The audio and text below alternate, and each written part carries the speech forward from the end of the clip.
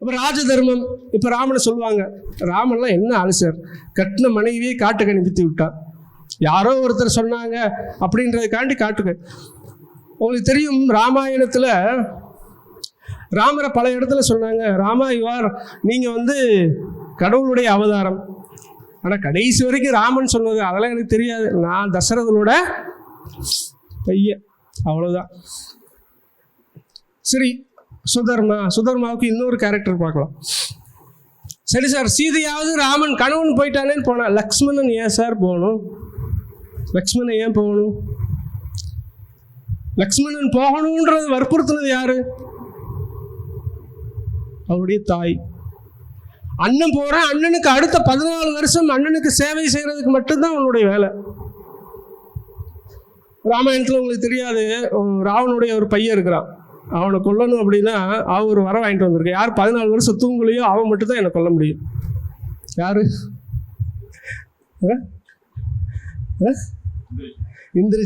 இந்திரஜித்தோட வரம் 14 வருஷம் யார் தூங்கலையோ அவன் தான் என்னை கொல்ல முடியும். இப்போ நம்மளுக்கு ஒரு சயின்டிஃபிக்காக ஒரு கேள்வி, அறிவியல் ரீதியாக, சார் யாராவது ஒரு நாள் 2 நாள் தூங்க முடியாது, 14 வருஷம் யாராவது தூங்காமல் இருக்க முடியுமா? லக்ஷ்மணன் தூங்காமல் இருக்கிறதுக்கு வரம் வாங்கிட்டு வந்தான், அண்ணனுக்கு சேவை செய்யணுன்றதுக்காக.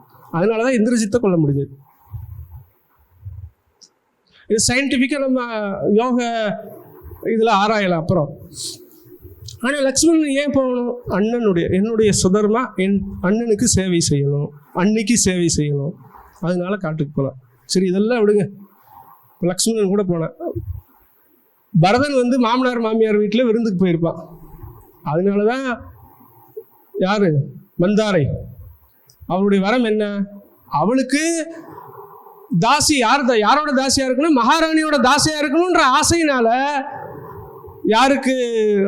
கைகைக்கு 2 வரம். அதாவது நீங்கள் இன்றைக்கி சொல்லணும்னா சிம் கார்டில் அன்லிமிட்டட், அதாவது வேலிடிட்டி, அதுக்கு டேட்டே கிடையாது.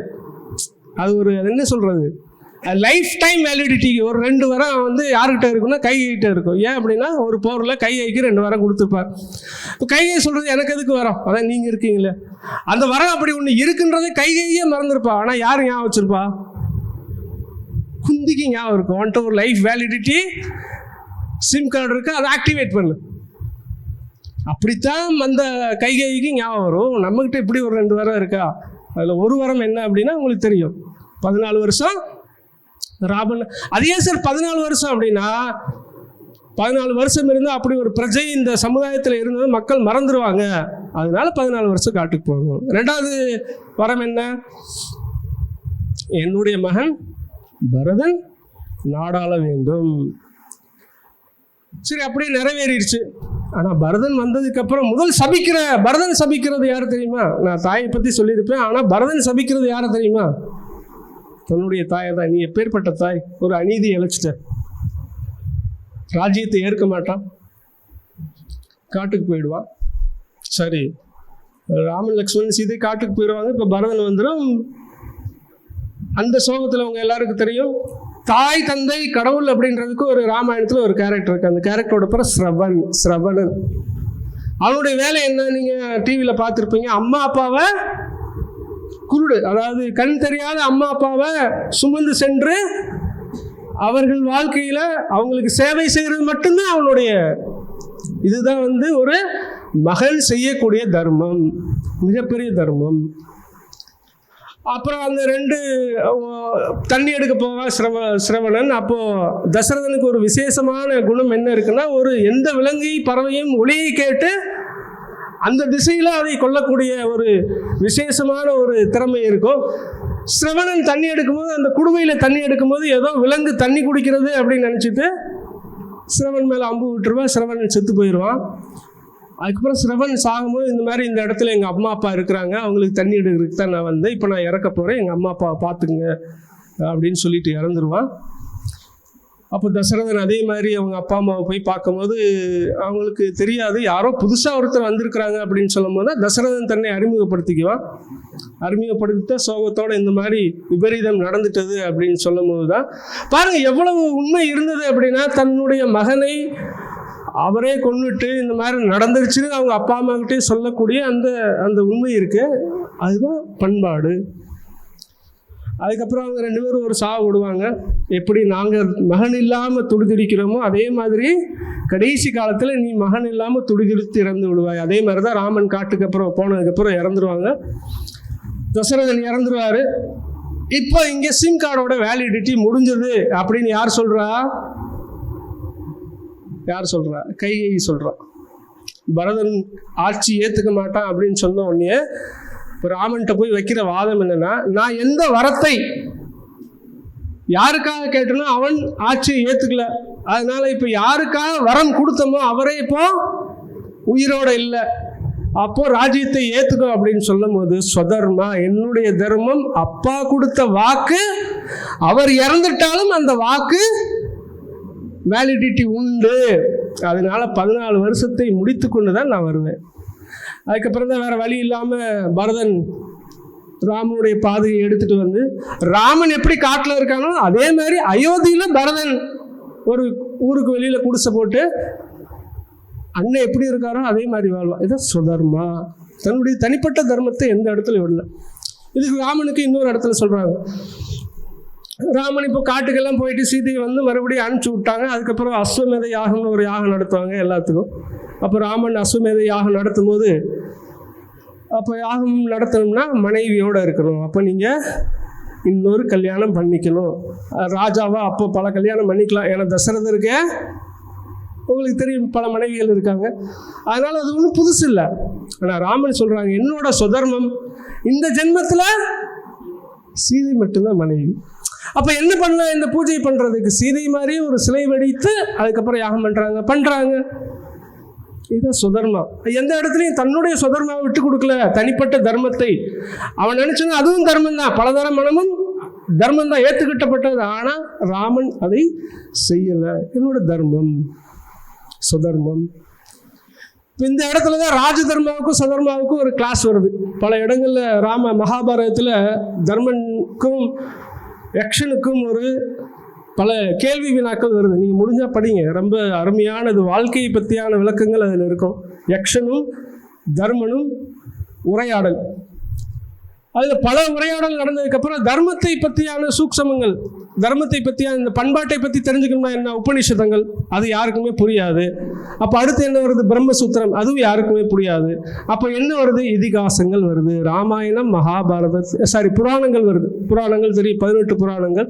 புராணங்களுக்கு அப்புறம் இதிகாசம் வருது. இதிகாசத்தில் சாதாரண மனிதர்கள் எப்படி வாழ்கிறாங்களோ அதே மாதிரி இதிகாசம் நம்ம காமிக்குது. அப்போ தர்மன் சொல்கிறது, நம்மளுக்கு எது எப்படி என்னன்னு புரியலை அப்படின்னா, தர்மம் எது அதர்மம் எது எப்படின்னு புரியலை அப்படின்னா, எதை எடுத்துக்காட்டாக எடுத்துக்கணும்னா நம்முடைய சான்றோர்கள் என்ன பண்ணாங்களோ அதை எடுத்துக்காட்டாக எடுத்துக்கணும். நீங்கள் அதுக்கு தான் நீங்கள் ஆழ்வாருடைய கதையையும் நாயன்மார்களுடைய கதையும் படிச்சிங்க அப்படின்னா, உண்மையிலேயே இப்படியெல்லாம் இருக்க முடியுமா? சிறுதொன்று கதையெல்லாம் யாராவது கேட்டீங்க அப்படின்னா, இப்படியெல்லாம் ஒரு மனிதனை, ஒரு மகனை தானே வெட்டி ஒரு அதில் விருந்தாளிக்கு படையல் வைக்க முடியுமா? தன் மகனை தானே வெட்டி, அதுவும் எப்படி? அது பெரிய கதை. சிறுதொண்டர் எப்பயுமே இன்னொரு சிவ தொண்டருக்கு உணவு படைச்சிட்டு தான் சாப்பிடணும்னு ஒரு தர்மம். அன்னைக்கு யாருமே கிடைக்கல, சிவன் அவரை சோதிச்சு பார்க்கணும்னு வர்றாரு. அப்போ ஒரு சிவ தொண்டரா, ஆனால் மாமிசம் சாப்பிட்ற ஒரு தொண்டரா வர்றாரு. அப்போ நிறைய பேர் சொல்கிறாங்க, அங்கே ஒரு மரத்துக்கடியில் ஒரு தொண்டர் உட்காந்துருக்காங்க. அப்போ போய் பார்க்குறாரு, இந்த மாதிரி சிவன் அடியாருக்கு நான் வீட்டில் உணவு அருந்தி விட்டுட்டு தான் நான் உணவு அருந்துவேன் அப்படின்னு சொல்கிறாரு. இல்லை நான் உணவுலாம் அருந்த மாட்டேன் நான் அப்படின்னு சொல்லி, இல்லை நீங்கள் வந்தே தான் ஆகணும். இல்லை நான் மாமிசம் சாப்பிட்ற ஒரு சிவனடியார் அப்படின்னு சொல்கிறாங்க. சரி, மாமிசம், இவர் மாமிசம் சமைக்காத ஒரு தொண்டர். அப்போ சொல்கிறேன், இல்லை சரி உங்களுக்காண்டி நான் மாமிசம் சமைக்கிறேன். இரு அப்போ அடுத்த ஒவ்வொரு கண்டிஷனாக போடுறேன். இரு நான் மாமிசம்னா நரமாமிசம் தான் சாப்பிடுவேன். நரமாமிசம்னா என்ன? மனிதக்கறியை மட்டும்தான் நான் சாப்பிடுவேன். அப்போ 2வது சொல்ல, அதுக்கும் சரின்றாரு. சரி அப்படின்னு. அப்போ 3வது, இல்லை நரமாமிசத்துலேயும் நான் என்ன மாமிசம் சாப்பிடுவேன்?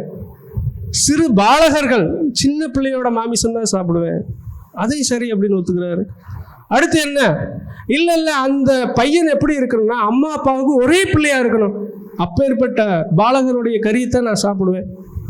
அதுக்கு ஒத்துக்கிறாரு. இல்லை இந்த கண்டிஷனையும் கேளு, இந்த கட்டளையும் கேளு. அந்த குழந்தைய ஒருவேளை கிடைச்ச அது மாமிசத்தை எனக்கு படைக்கணும்னா அவனுடைய தாய் பிடிச்சுக்கணும் காலை, தந்தை கழுத்தை அறுக்க வேண்டும். அடுத்த கண்டிஷன், சரி அதுக்கு ஒத்துக்கிறார். அப்படி அறுக்கும் போது அவருடைய தந்தை தாய் கண்கள்ல இருந்து தண்ணீர் வரக்கூடாது. இத்தனைக்கும் அவர் ஒத்துக்கிட்டு வர்றாரு. வந்தோடனே மனைவி கிட்ட சொல்றாரு, இப்பேற்பட்ட கட்டளையில் நாம குழந்தைக்கு எங்க போறது? அப்போ ஒரு பத்தினி தர்மம் என்ன அப்படின்னு பாருங்க. நீங்க எங்க வருத்தப்படுறீங்க? அதான் நம்ம குழந்தை இருக்கானே, நம்ம குழந்தை இருக்கானே. ஒரு தாய் சொல்ல முடியுமா இதெல்லாம் நம்மளால என்ன சொல்ற கற்பனை கூட பண்ணி பார்க்க முடியாது. அதே மாதிரி அந்த பையன் வர்றா, தாய் பிடிக்க, தந்தை கழுத்தை அறுக்க, அப்படி மாமிசம் பண்ணி அந்த சிவனடியாருக்கு வைக்கிறாங்க. சார் என்ன சார் சிவனடியார், இதெல்லாம் போய் கேட்கலாமா அப்படின்னா, இதை விட நீங்கள் பல உதாரணங்கள் நாயன்மார்களை படிச்சிங்கன்னா ஒரு பக்திக்காக என்னெல்லாம் பண்ண முடியும் அப்படின்ற உதாரணங்கள் இருக்கு. இதை ஏன் சொல்றேன்னா, தனிப்பட்ட தர்மத்தை எந்த ஒரு இடத்துலையும் விடாத பல தர்மவான்கள் இந்த சமுதாயத்தில் வாழ. அதுதான் பண்பாடு, அதுதான் சான்றோர்களை பார்த்து வளர வேண்டும். ஆங்கிலத்தில் சொல்லுவாங்கல்ல, reel heroes are real heroes. இன்னைக்கு நாம ரீல் ஹீரோஸ்ல வாழ்றோம். ரீல் ஹீரோஸ்னா யாரு? இன்ஸ்டாகிராம் இதில் ரீல் சொல்லுவாங்க இல்லையா, ரீல் ஹீரோஸ். இன்னைக்கு ரியல் ஹீரோஸை மறந்துட்டோம் நாம. காரணம் என்னன்னா, நம்மளுடைய கல்வி முறை ஒன்று, ஆனால் நாம ரியல் ஹீரோஸை பற்றி கவனிக்கவும் இல்லை, பேசவும் இல்லை, நம்ம இளைய சமுதாயத்துக்கு அவங்கள அறிமுகப்படுத்தவும் இல்லை. அதுதான் காரணம். தப்பு அவங்க மேலே இல்லை, தப்பு இந்த சமுதாயத்துடைய பிரஜா தர்மத்தை விட்டுட்டோம் நம்ம. அதுதான் ராமனுக்கு ராஜ தர்மம் என்ன. இப்போ மனைவியா இந்த ராஜ தர்மம்னா என்ன, இந்த ராஜ்யமோ மனைவியா அப்படின்னு சொல்லும் போது அவன் தன்னோட சுதர்மத்தை விடுறான், தன்னோட ராஜ தர்மத்தை கடைபிடிக்கிறான். இன்னைக்கு அப்படி இருக்க முடியுமா? ராஜ தர்மம் இன்னைக்கு சமுதாயத்தில் அரசியல் யோசிக்க முடியுமா அப்படின்னு யோசிக்கவே முடியாது.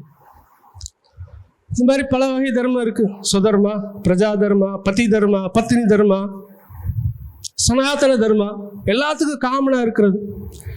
இந்த தர்மம் சொன்ன மாதிரி 3 இடத்துல மாறும். ஒன்று காலம், நேரம், சூழ்நிலை.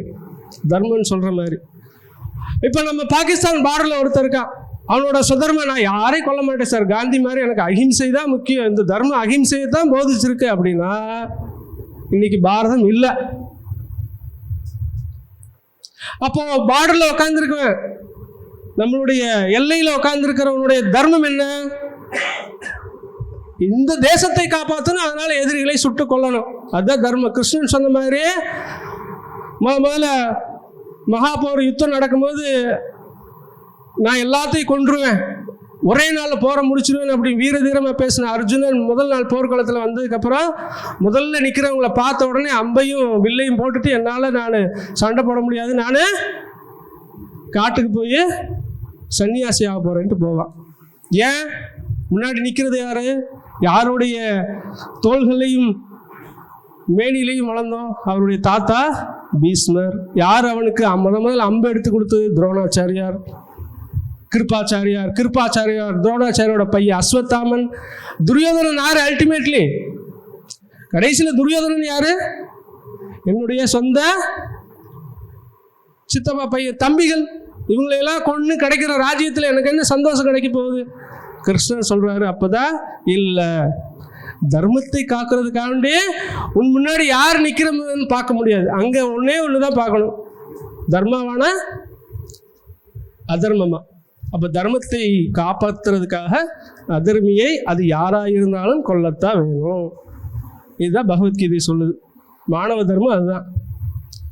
அதனால பார்டர்ல நிற்கிறவனுடைய வேலை என்ன? அவனோட சுதர்மா என்ன? இதே பண்பாடு தான் சொல்லி கொடுத்துருக்குது. எந்த யாருக்கும் ஹிம்சை பண்ணக்கூடாது, அஹிம்சையை கடைபிடிக்கணும். ஆனால் அங்கே அது மாறும், சூழ்நிலை வேற. சரி சார், இப்போ அவங்களுக்கு 10 பேரை கொண்டுட்டான். இப்போ தமிழ்நாட்டில் ரீசெண்டாக எங்கள் கம்பத்தில் ஒருத்தருக்கு உயிரை கொடுத்து கொண்டதுக்காக அவருக்கு என்ன கிடைச்சது? கீர்த்தி சக்ரா விருது கிடைச்சது. இப்போ அவர் ஊரில் இருக்கார், பக்கத்தில் நில தகராறு, அவர் ஒருத்தனை கொண்டுட்டார், அவர் கீர்த்தி சக்கரா தான் வாங்கியிருக்காரு. இப்போ அவருக்கு என்ன கிடைக்கும்? இங்கே தர்மம் மாறும், தண்டனை கிடைக்கும் அவருக்கு. அங்கே ஒருவேளை அவனே நிறைய சமுதாய சில பண்ணக்கூடாத விஷயங்கள்லாம் பண்ணுறான், அதனால நான் கொண்டேன்னு சொல்ல முடியுமா? அதோட வேலை யார்? அது போலீஸ் பார்க்கணும். நீங்கள் எல்லையில் மட்டும்தான் கொள்ளணும். ஸோ காலமும் சூழலும் நேரமும் மாறும். இதுதான் தர்மத்துடைய சூக்ஷமம். அதனால தான் தர்மன்னு சொல்கிறா, இப்படி நம்ம மனசுலையோ இல்லை இடத்துலையோ எது சரி எது தப்புன்னு வர்றதுக்கு முன்னாடி சான்றோர்களுடைய வழியை பின்பற்றணும். அதுதான் பண்பாடு. நிறைய பேர் சொல்லுவாங்க, கம்ப ராமாயணம் உயர்ந்ததா வால்மீகி ராமாயணம் உயர்ந்ததானா? நான் வால்மீகி தான் சொல்லுவேன். ஏன்னா வால்மீகி த ஃபேக்ட் என்ன இருக்கோ அதை எழுதினார். ராமன் பல இடத்துல அழுதுருக்காரு. சீதை, ஐயோ சீதை பிரிஞ்ச துக்கத்தில் அழுதுருக்காரு. ஆனால் கம்பர் வந்து எதையுமே குறிப்பிடல. அவர் ராமாயணத்தில் ராமரை அவர் எந்த இடத்துல வச்சிருக்காரு? கடவுளாக வச்சிருக்காரு. கடவுளாக உண்மைதான். ஆனால் ஆங்கிலத்தில் சொல்லுவாங்க, ஒரு சராசரி மனிதன் எப்படி மிக உயர்ந்த மனிதனாக மாற முடியும். அதனால தான் காந்தியடிகள் கடைசி வரைக்கும் ராமராஜ்யம் ஏன் சொன்னார் அப்படின்னா, 3 ராஜ்யங்கள் இருந்தது ராமாயண காலத்தில். ஒரு ராஜ்யம் கிஷ்கிந்தா ராஜ்யம். அங்கே வாழ்ந்தவர்கள் யாரு? வானரங்கள். அது குரங்குகள் கிடையாது, வானரங்கள் தனி ஸ்பீசிஸ், தனி ஒரு இனம். அந்த இனம் இப்போ இல்லை, அது ராமாயண காலத்தில் மட்டும் வாழ்ந்தது இனம். அப்போ ராமர் காட்டில் போயிட்டு இருக்கும்போது எதிர்த்தாப்புல ஹனுமன் வர்றாரு. அப்போ அறிமுகம் இல்லாத ஹனுமனை பார்த்து சொல்றாரு, மிகப்பெரிய படித்த பண்டிதனா இருப்பான் அப்படின்னு. யாரை பார்த்து சொல்றாரு? ஹனுமனை பார்த்து சொல்றாரு. ஆனா அவங்க வாழ்ற இடம் எது? காடு, கிஷ்கிந்தா. அதாவது இதை வந்து 2ஆ பிரிச்சுக்கலாம், உள் வெளி, அதாவது எக்ஸ்டர்னல் இன்டர்னல். வெளியில வந்து காடு, ஆனா மனிதர்கள் எப்படி இருந்தாங்க? மிக பண்பட்டவர்களாக இருந்தார்கள். அது கிஷ்கிந்த ராஜ்யம். அதனாலதான் ஒரு உதாரணம் சொல்லுவாங்கல்ல கம்பத்தில், ராமன் வந்து ஹனுமன் வந்து இலங்கை போயிட்டு வந்ததுக்கப்புறம் இப்போ எல்லா திசையிலையும் அனுப்பின வானர்கள் வந்துட்டாங்க சீதையை காணான்னு. நம்மளுடைய தெற்கில் அனுப்புனது வந்து ராமனையும் ஹனுமானையும் அனுப்பிச்சவங்க மட்டும்தான் வரல. அப்போ நல்ல செய்தி வரும்னு காத்துட்டு இருக்கிறாங்க. அப்போ வந்தவுடனே ஹனுமன் என்ன சொல்றான்? சீதை அப்படின்னா முதல் வரியில் அடுத்த வரி என்ன இருக்கும் அப்படின்னு யோசிப்பாங்க. அப்படின்னு அவ சொல்ற முதல் வரியே கண்டேன் சீதை, முடிஞ்சே போச்சு ஹோல் சாப்டர். அப்போ சீதை எங்க இருக்கா எல்லாம் அப்புறம் அடுத்த வரும். அதாவது எவ்வளவு வார்த்தைகளை பிரயோகிக்கணும் அப்படின்றத வந்து பண்பட்டவர்கள் சொல்லுவாங்க. மெச்சூரிட்டி. நம்ம சொல்ற வார்த்தைகள் கூட எவ்வளோ அழகா இருக்கணும், புத்தி கூர்மையா இருக்கணும் அப்படின்றதுக்கு. இது கிஷ்கிந்த ராஜ்யம். இன்னொரு ராஜ்யம் ராவணனோட ஸ்ரீலங்கா ராஜ்யம். ஸ்ரீலங்கா ராஜ்யம் எப்படி இருக்கும் அப்படின்னா, வெளியில பூரா மாளிகை எல்லாமே தங்கத்தினால முழுகப்பட்டதான். அதனால தான் ஒரு உதாரணம் இருக்கு. லக்ஷ்மணன் கூட சொன்னாலாம், இலங்கைக்கு போடுகிற அண்ணா, நான் மறுபடியும் எதுக்கு அயோத்தி போயிட்டு, அதனால நம்ம இங்கேயே தங்கிக்கலாம் அப்படின்னு யார் சொல்றா?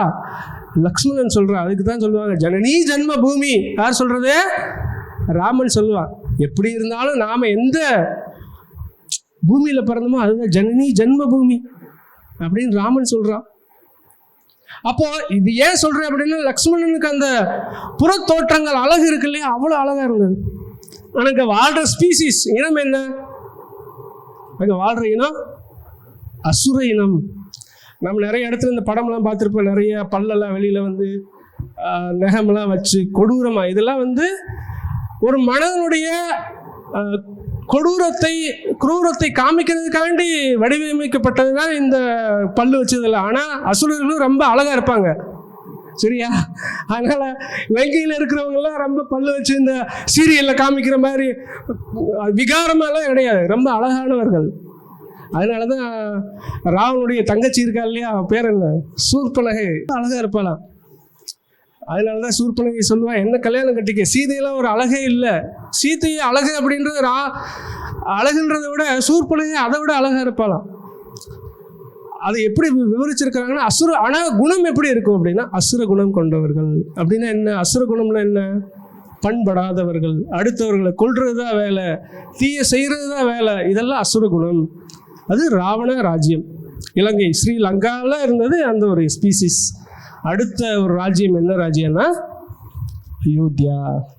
இங்கே ரெண்டுமே இருந்தது. புறத்தோற்றங்கள் எல்லாமே அழகாக இருந்தது, அகத்திலையும் பண்பட்ட மனிதர்களாக இருந்தார்கள். அதனால தான் ராமராஜ்யம்னு எதுக்கு காந்திஜி சொன்னது அப்படின்னா, ஒரு ராஜ்யம்னா இப்படி தான் இருக்கணும். நான் நார்த் ஈஸ்டில் இருந்திருக்கேன். அங்கே போனீங்க அப்படின்னா ஒரு சில உதாரணம் சொல்கிறேன். எந்த வீட்டுக்குமே பூட்டு கிடையாது, இன்றைக்கும் பூட்டு கிடையாது. யார் வேணாலும் யார் வீட்டில் வேணாலும் போய் சாப்பிடலாம். அனாதை இல்லங்கள் கிடையாது, அனாதைகள் கிடையாது. ஏன் அப்படின்னா ஒரு வீட்டில் சரி ஒருவேளை அப்பா அம்மா இறந்து போயிட்டாங்கன்னா அந்த குழந்தையை பார்க்க வேண்டியது ஒட்டுமொத்த கிராமத்தோட கடமை. அவனை படிக்க வைக்கிறதுலேருந்து கல்யாணம் பண்ணி வைக்கிறதுக்கு அந்த கிராமத்தோட கடமை. இதுதான் ஐடியல், அதாவது முன்னுதாரணமான பண்பட்ட சமுதாயத்துடைய வெளிப்பாடு தான் பண்பாடு. அதனால் இந்த 3 ராஜ்யம் பண்பாடு அப்படின்றது நிறைய விஷயங்கள் இருக்குது. நம்ம போகணுன்னா சொல்லிக்கிட்டே போகலாம். அதுக்கு தான் இதோடு நான் முடிக்கிறேன். இந்த வாய்ப்பு கொடுத்தமைக்கு மிக்க நன்றி. வணக்கம். வந்தே மாதரம்.